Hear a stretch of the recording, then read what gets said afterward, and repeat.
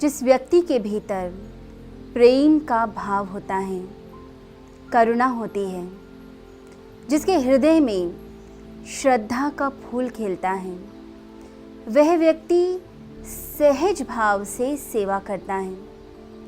सभी प्राणी मात्र के प्रति उसके भीतर संवेदनशीलता होती है।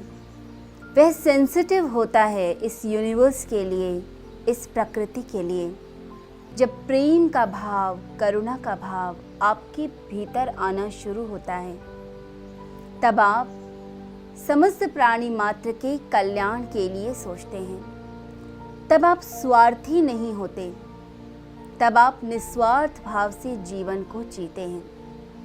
यदि कोई व्यक्ति परेशान भी है तो आप उसके पास जाकर उसकी परेशानी को दूर करना चाहेंगे।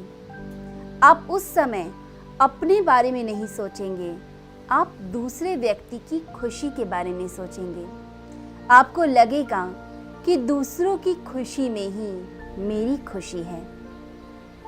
ऐसा ही हुआ।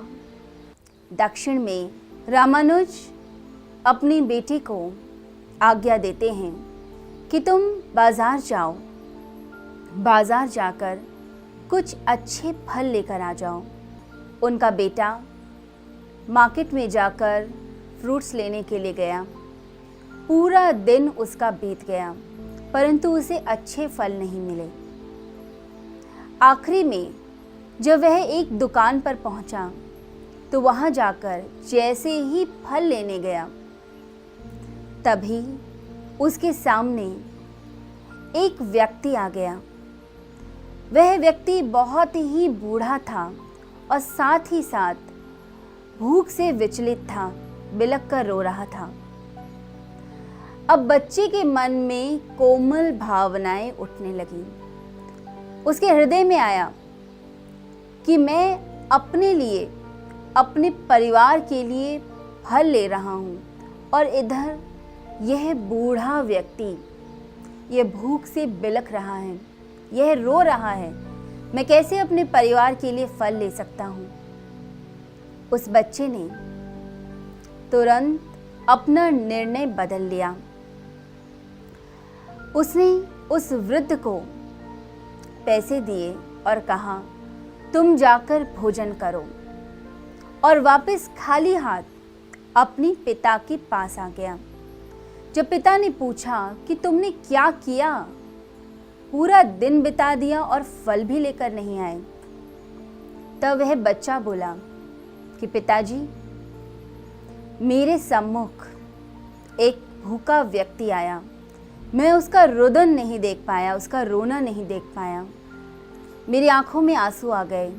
मुझे लगा फल तो हम किसी और दिन भी खा लेंगे, परंतु इसकी भूख अभी मिटनी चाहिए, वरना यह मर जाएगा। मेरे अंदर भावनाएं उठी। मुझे ऐसा लगा कि मैं फल नहीं खरीद सकता, तो मैंने वह पैसे आपसे बिना आज्ञा मांगे उस वृद्ध को दे दिए। उसके बाद जो मेरे भीतर शांति आई, जो भीतर संतोष आया, वह अतुलनीय था। ऐसा संतोष, ऐसा प्रेम, ऐसी संतुष्टि मेरी जिंदगी में पहले कभी नहीं आई।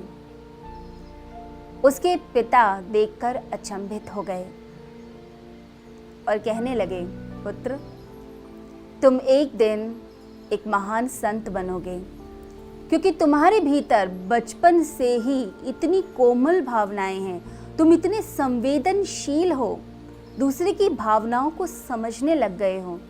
दूसरे के रुदन को देखकर तुम्हारे हृदय में पीड़ा होती है। तुम सच्ची सेवा कर पाओगे।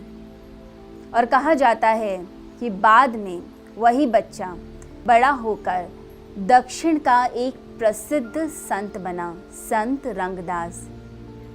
तो जब ऐसी भावनाएं व्यक्ति के भीतर आती हैं, जब वह संवेदनशील होता है, प्रकृति के प्रति एक सहज सम्मान की भावना, जब दूसरे की पीड़ा अपनी पीड़ा लगती है, तो समझिए कि आप प्रभु के प्रिय हो रहे हैं। आप ईश्वर के मार्ग पर चल रहे हैं, आप ईश्वर के समीप जा रहे हैं।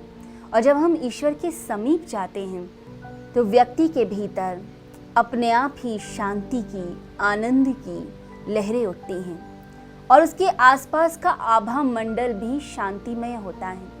जो लोग उसके पास आते हैं उनके भीतर भी शांति उतरने लग जाती है।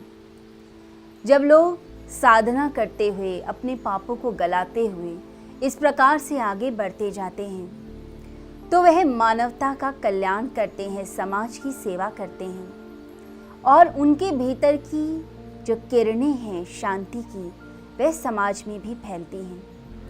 और यही करुणा, यही प्रेम का भाव जागृत होता है जब हम साधना के मार्ग पर चलते हैं, जब हम ध्यान करते हैं।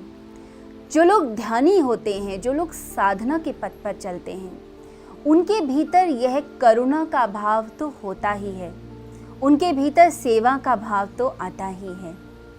तो आइए आज के दिन हम सभी इसी मार्ग पर चलें, इसी अच्छाई के मार्ग पर चलते हुए अपने पापों को गलाएं और अपने भीतर आनंद को, शांति को उतारें।